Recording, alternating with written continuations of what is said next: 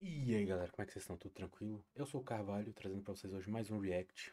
Dessa vez continuando a assistir, né, o Fate Resumão do Mateuso. Dessa vez vamos pra parte 3. Resumão, até porque falar pra mim não demorar tanto tempo pra trazer, né? Comentaram isso no anterior. Enfim, vamos lá, falta só a 3 e a 4. Fala pessoal, vamos continuar aqui o nosso resumão do Fate Stay Night, falando aqui da segunda parte da rota Unlimited Blade Works. Vulgo, trabalhei em espada pra caralho. Bem, no vídeo passado paramos com a Caster botando o Kirei pra correr espada, e com mas o tudo padre desaparecido e considerado morto, a Caster toma controle da igreja e a torna o seu novo domínio. Bem, nosso protagonista acorda na casa da Tosaka, tanto ele como a professora Fujimura foram levados lá pra se recuperarem depois daquela treta lá com a Caster, e vendo que a gente deixou ele pra trás pra ir atrás da Caster. Pera, Tosaka, eu também quero apanhar mais. O Shiro acaba derrubando uma caixa da Rin cheia de joias mágicas. E é aqui que vem uma cena bem curiosa, meus amigos. O Shiro acha entre as joias da Rin o colar vermelho que usaram pra curar ele do ataque do Lancer lá no começo do anime. E sim, o protagonista ainda não sabia que tinha sido a Rin quem havia salvado ele lá no começo do anime. Mas qual o fato curioso dessa cena, Matheus? A gente já sabe que foi o White que pegou o colar de volta pra Rin. Acontece que o colar que o White trouxe pra Rin não é o mesmo que estava com o protagonista. E por que essa informação é tão importante?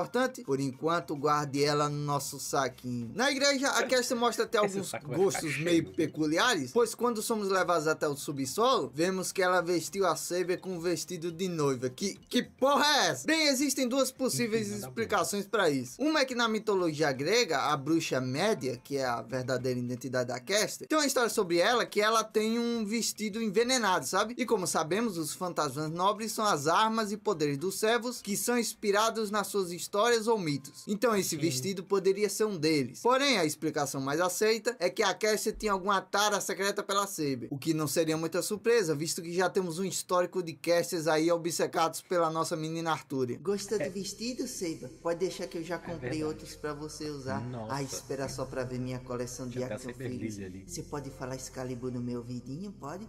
Fale Excalibur. Então este é seu futebol da sexta-feira, Caster? O Kozuki surgiu do nada na igreja à procura da Caster, já que ela não tinha voltado mais pro templo desde ontem. E não demora muito pra Rin e o White chegarem também pra lutarem contra ela. E adivinha só quem mais decidiu vir pra igreja? Outro gato! Sim, o nosso menino Shiro também veio para enfrentar a Caster. Porém, quando a luta começa, plot twist, meus amigos. O White decide trair a Rin e passa a ser mais um servo da Caster, pois essa mulher virou praticamente um treinador Pokémon de servos. De acordo com o arqueiro, aquilo é o mais vantajoso para ele. O lado da Caster é o que mais tem vantagem nessa guerra. Visto que devido ao seu grande nível de mana e a Saber agora a seu favor, atualmente ela é a que tem mais chance de vencer uma luta contra o Berserk. Porém, o White pede que a Caster, como agradecimento por ele ter se aliado a ela, que ela permite que os dois protagonistas... É esquisito pensar que a Caster, de certa forma, foi a que teve mais servos do lado dela. Teve a maioria dos servos do lado dela. Que ela teve 4, contando ela mesma, né? Com isso, partem em segurança. Só que eu falei que ele não era coisa boa. Por isso que eu preferia mil vezes a Saber, sabe? Distante do perigo, os dois protagonistas têm uma cena até bem bonitinha, com o Shiro entregando o pingente que ele achou na mansão da Tosaka e falando que na casa dele ele ainda guarda o que ela deixou pra salvar a vida dele, né? Ele agradece por ter salvado a vida dele e vai lá e finalmente se declara. Sim, teve declaração nesse anime. Ele fala que já admirava a Rin há um tempão, mas que após os dois se tornarem mais próximos, se apaixonar por ela se tornou algo inevitável. Agora, com tanto o Shiro quanto a Rin sem um servo, a vitória contra a Caster está cada vez mais distante. E como todos sabem, situações desesperadas necessitam de soluções desesperadas também. E é por isso que os nossos dois protagonistas agora caminham até o castelo dos Iceberg à procura de uma aliança com a Elia e o seu Bazaka. Porém, uma outra dupla decidiu invadir o castelo antes dos nossos protagonistas chegarem. Estou falando do bosta do Shinji com o seu servo. Ué, mas esse cara não perdeu a chave dele, Matheus? Exato, menino Ban. A serva dele foi a primeira eliminada da guerra. Mas acontece que essa desgraça aí foi chorar pro Kirei lá na igreja e o padre safado disse que tinha um servo sobrando pra ele. Mas aí você me pergunta, que servo está sobrando se todos os 7 dessa quinta guerra já foram mostrados pra gente? Sim, todos os 7 servos dessa guerra já apareceram até com seus mestres. Porém, ainda existe um servo da guerra passada. Lembram quem foi revivido junto com o Kirei no final da guerra passada? Peladão? Sim, meus amigos, o novo servo do Shinji é ninguém menos que ele, Gilgamesh, o rei da Babilônia. Bem, na verdade, servo, eu não sei se é a palavra certa, sabe? Pois o Shinji não tem nem selo de comando pra controlar ele. Na verdade, eu acho que ele tá mais pra um cachorro do Gilgamesh do que pra um mestre, sabe? Os icebergs mandaram duas empregadas fodonas lá pra proteger um castelo, mas vocês conhecem bem o rei da Babilônia. Como sempre, ele menospreza seus inimigos e simplesmente massacra as duas com a saraivada de lâminas. E quando a Ilia vê o que o Gilgamesh fez, esbagaça ele... Não, lógico que não foi assim, né? Se iniciando assim, uma das maiores batalhas dessa quinta guerra do Santo Grau. Rapidamente, quando a luta dos dois começa, o Gilgamesh já elogia o fantasma nobre do seu adversário, revelando pra gente que o espírito heróico da classe Berserk é ninguém menos que o semideus grego Hércules. Apesar dos esforços do Berserk, o espírito heróico infelizmente não consegue superar o rei da Babilônia. Não podemos esquecer que o Gilgamesh tem uma caralhada de fantasma nobre no seu portão da Babilônia. E um desses fantasmas nobres são aquelas correntes que ele usou para prender o Alexandre lá no Fate Zero. Mesmo com o gigante grego tendo um fantasma nobre em mão de Deus, o Gilgamesh consegue matar um servo imortal.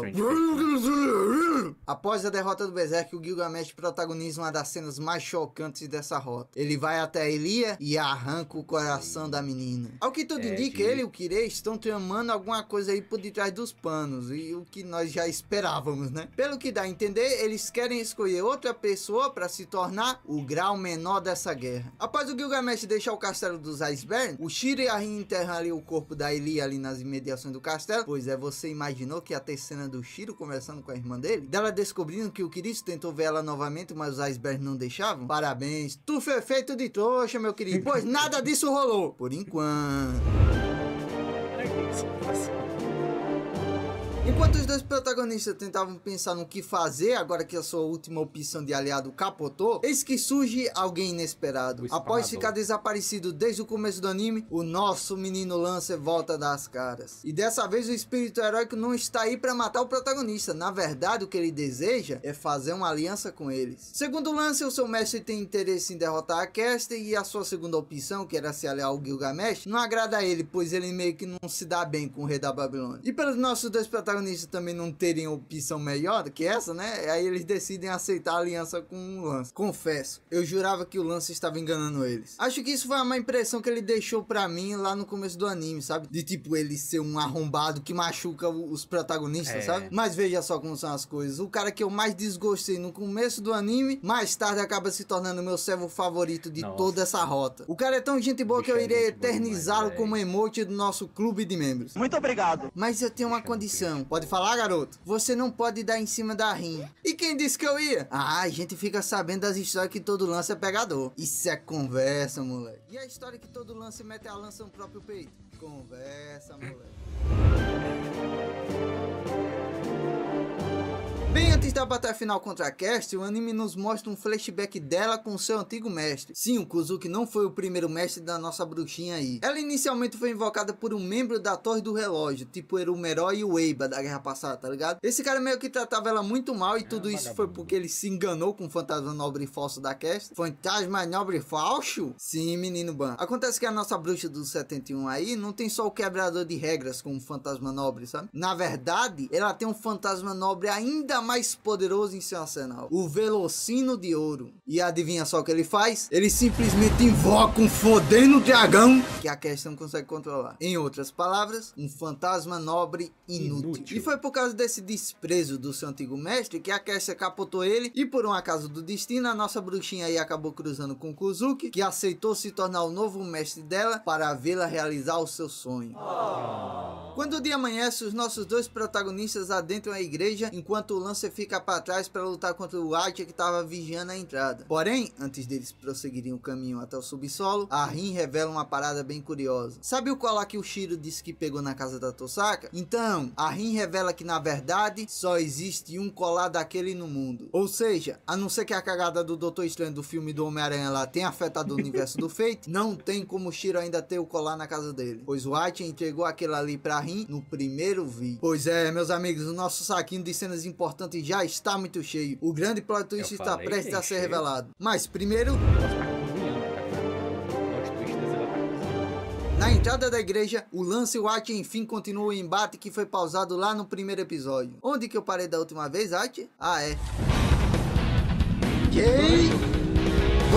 Sim, o nosso menino Lancer já partiu para o seu poderoso fantasma nobre. E como sabemos, desviar desse golpe é praticamente impossível. Mas é aí que o Watcher puxa uma arma secreta do seu bolso. Faquinhas e espadas não são seus únicos fantasmas nobres, pois ele também possui Roaias, os 7 anéis que cobrem o céu. Um poderoso escudo em forma de 7 pétalas, com cada uma delas tendo a resistência de uma fortaleza. E com um escudo tão foda, é claro que já dá pra notar o que ia acontecer, né? Esse é o escudo do herói grego Aias. Ele suportou poderosos ataques na guerra de Troia. Mesmo a mais poderosa da lança não conseguiria... Eita porra, que lança foda da desgraça!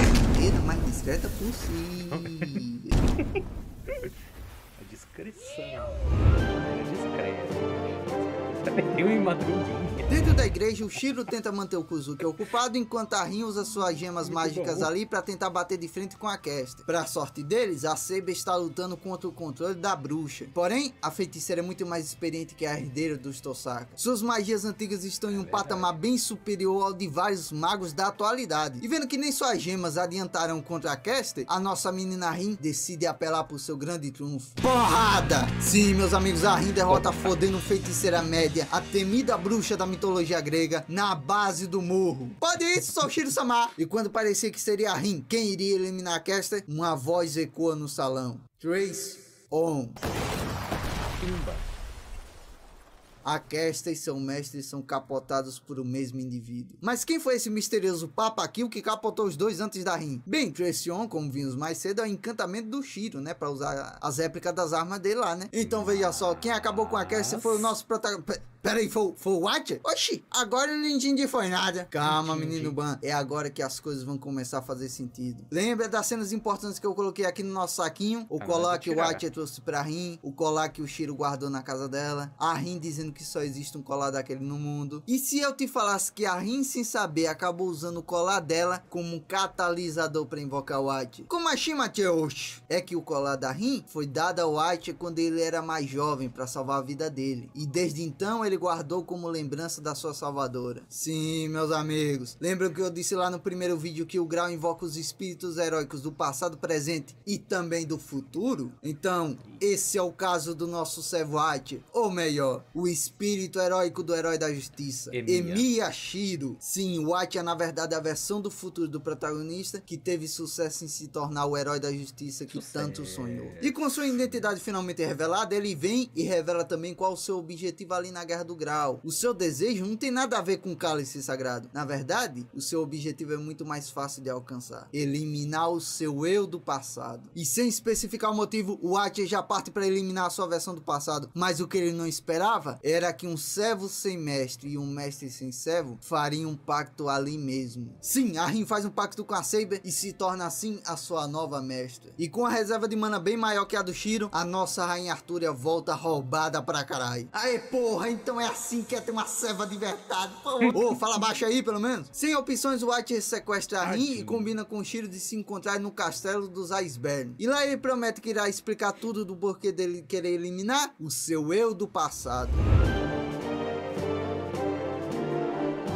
O Shiro e a Saber voltam para casa para recuperarem as forças antes de irem para sua batalha final contra o Watcher. E quando eles estão de saída, olha só quem aparece novamente: o nosso menino Lancer. Esse menino é gente boa demais. Ele surge e diz que irá ajudá-los a resgatar a Rin. E enfim, com o trio formado, eles agora partem juntos para o castelo dos Iceberg. Shiro: sim, Saber, eu deixei leite no fogo, foi? Não, porque é que eu sinto como se estivesse esquecendo de algo.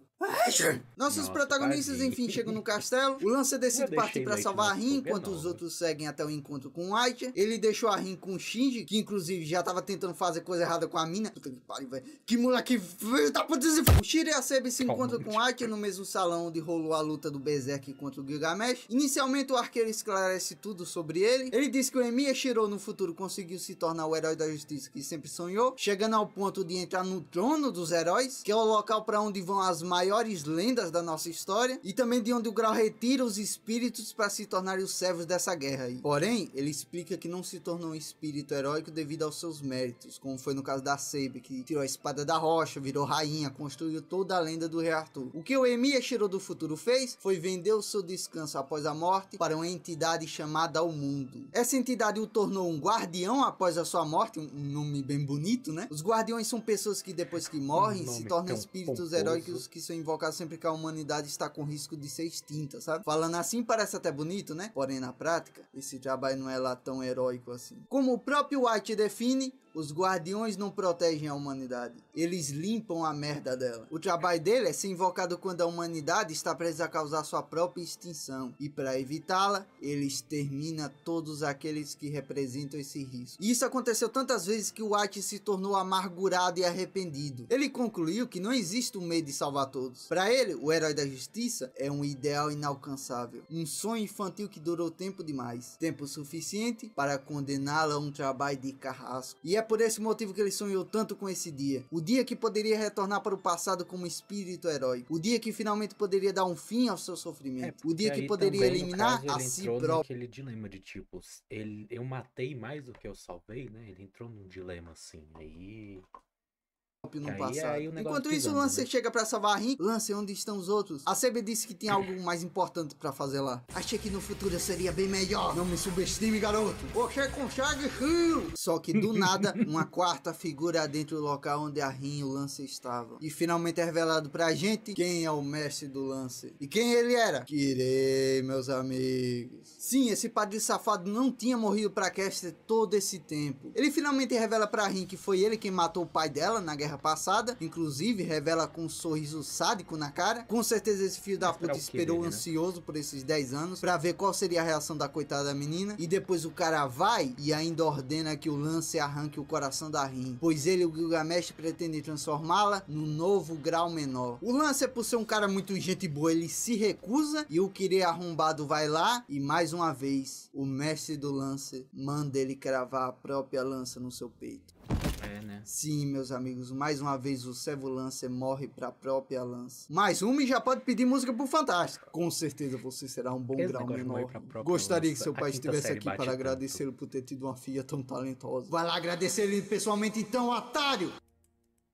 Achou que eu tinha morrido, não foi? Sim, né? Meus amigos, o Lancer se levanta e perfura o peito do padre filho da puta com a sua lança. Puta que pariu, velho. Lancer melhor servo dessa rota. Na moral, o cara mesmo depois de ter cravado a própria lança, aprenda a ser foda, vira o mundo. O cara se levantou e simplesmente capotou o Kirei. Sim, ele capotou mesmo. O Kirei morreu desse jeito super merda aí pro próprio servo. Lancer termina usando um feitiço de fogo pra queimar o corpo do Kirei, e tem que ser precavido mesmo, né? Vai que essa porra se levanta depois, né? E no fim, a Rin fala o que praticamente todo mundo pensou depois de ter conhecido o Lancer. Puta que pariu, Lancer. Tu é um cara legal. Ah, são seus olhos. Você devia ter sido o servo do protagonista. Ah, não é tanto. De volta ao White e o nosso protagonista, os dois começam seu confronto. E um fato curioso sobre essa luta dos dois é que a cada golpe que o Shiro troca com o White, mais ele vai melhorando as suas habilidades com a projeção. E esse é um evento raro que só está acontecendo com o protagonista porque ele está lutando com uma versão sua do futuro, né? Então, se essa luta durar muito tempo, provavelmente ele em algum momento acabará alcançando o White. E parece que o arqueiro não irá querer prolongar muito essa luta, pois ele vai e decide demonstrar o seu mais poderoso fantasma nobre. Um fantasma nobre que só pode ser ativado depois que ele recita um poema. I am the bone of my soul. Steel is my body, and fire is my blood. I have created over 1,000 blades. Porque ele começou a falar inglês do nada. Sei lá, Seiba, só sei que é massa. É massa. Não faz sentido, mas é legal. As I pray, unlimited Blade Works!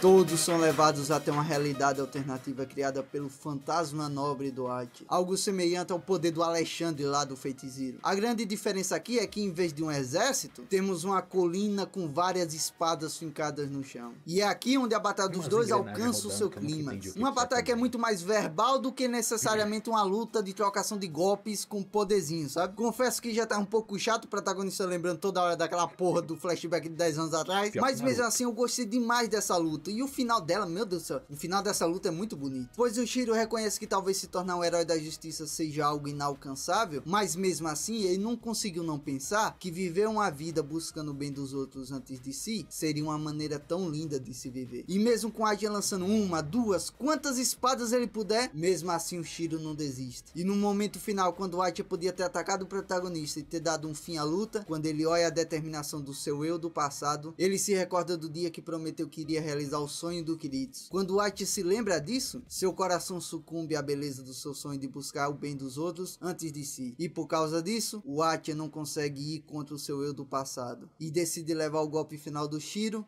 admitindo assim a sua derrota. Ao fim do combate, todos saem do Limited Blade Works, e a Rin é quem recebe eles, dando uma bronca tanto no Atia quanto no Shiro. Porém, aquele momento de descontração dura pouco, pois alguém decide acelerar o adeus do Atia, lançando uma saraivada de lâminas. E vocês conhecem bem o dono desse fantasma nobre, meus amigos. Gilgamesh surge e fere gravemente o Atia, enquanto já chega naquela ignorância e orgulho dele. Detalhe, dá pra notar que o rei da Babilônia sente uma puta repulsa tanto do Shiro quanto do Atia, o que faz total sentido. Afinal, a skill deles é baseada em copiar os fantasmas nobres dos outros. Fantasmas nobres esses que originalmente eram todos do Gilgamesh. Tanto que o arqueiro da guerra passada vai e passa a chamá-los de farsantes. Eu sou invencível, pois nenhum vira-lata pode contra-atacar o meu portão da Babilônia. Mas o Atia pode copiar seus fantasmas nobres e jogá-los contra você. BOOM! Atia! Como dizia, sim, meus amigos, a última esperança de vitória contra o Gilgamesh foi destruída pelo mesmo. A Saber confronta o velho conhecido da última guerra e ele finalmente revela tudo. Ele diz que 10 anos atrás, quando a Saber destruiu o grau menor e a lama do grau caiu sobre ele, de alguma forma o grau cuspiu ele para fora, dando assim um corpo físico para ele. Ele também revela que quando se banhou com o líquido negro do grau, ele conheceu a sua verdadeira natureza. O grau não é um objeto realizador de desejos. Na verdade, se um dia ele foi, já não é mais. Pois depois da terceira guerra do Santo Grau, algo acabou corrompendo ele. E essa corrupção o transformou em um cálice que só deseja realizar apenas um desejo: encarnar na Terra todo o mal do mundo. E é exatamente isso que o Gilgamesh quer obter. Segundo ele, em seu gigantesco arsenal, não existe uma arma tão destrutiva quanto o grau. Um buraco que vomita milhões de maldições sobre a Terra. E ele revela que o seu desejo nessa quinta guerra é invocá-lo novamente para despejar a lama negra não apenas em Fuyuki, mas sim sobre o mundo todo como um teste de resistência para a humanidade. Após isso, ele abandona os nossos protagonistas e parte para iniciar os preparativos para invocar o grau maior. Ué, mas ele não ia usar a Rin como receptáculo, Matheus? Inicialmente esse era o plano, só que por ele estar sem tempo, ele pega o coração da Ilia e taca dentro do Shinji, fazendo ele se contorcer e começar uma metamorfose extremamente dolorosa, transformando ele assim em um grau menor defeituoso.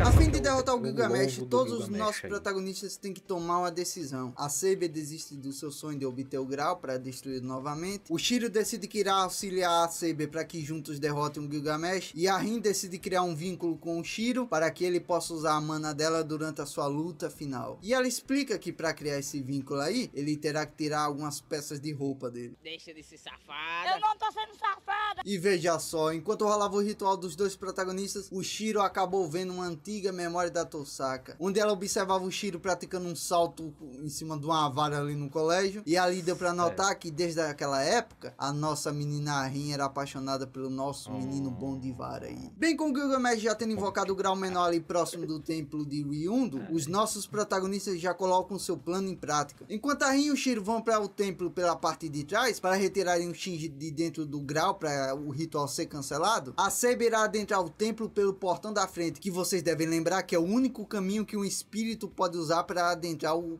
templo, né? E se vocês têm memória boa mesmo, devem lembrar de um certo personagem que andou sumido. Saber, eu sabia que você não tinha esquecido. Assassin? Você ainda tá vivo? Tava lembrado sim? Tava, né? Lógico que tá. Por causa desse imprevisto, a Rin precisa ir sozinha atrás do Shinji e o Shiro tenta sobreviver contra o Gilgamesh. Durante o combate, o Gilgamesh luta sentado, lançando os seus tesouros mais fracos contra o Shiro, mostrando ali o seu total desprezo com o protagonista. Ele inclusive disse que seria uma derrota para ele caso levasse o protagonista a sério. Mas guardem bem esse desprezo dele com o protagonista, pois será esse o seu maior erro. Mas é agora que o nosso protagonista surpreende a todos nós. O Shiro estende sua mão e revela pra gente o seu novo poder enquanto recita um poema. Meu corpo é feito de espadas. Meu sangue é de ferro e meu coração é de vidro. Sobrevivi por inúmeras batalhas, sem nunca ter recuado. Chato pra caralho. Meu corpo é feito de infinitas espadas. Muito mais legal em inglês. O protagonista leva o Gilgamesh para o seu próprio Unlimited Blade Works. Um pouco diferente da realidade do Archer, e isso se deve ao fato daquele mundo ser moldado pela mentalidade do usuário. Assim que chega, o Rei dos Heróis já faz pouco caso da realidade alternativa do protagonista. Ele facilmente poderia prender o protagonista ali com as suas correntes, ou até mesmo destruir aquela realidade ali usando a Ea, como vimos lá no Fate Zero, que ele destruiu o fantasma nobre mais poderoso do Alexandre, né? Com apenas um golpe. Como se um vira-lata fosse dar trabalho.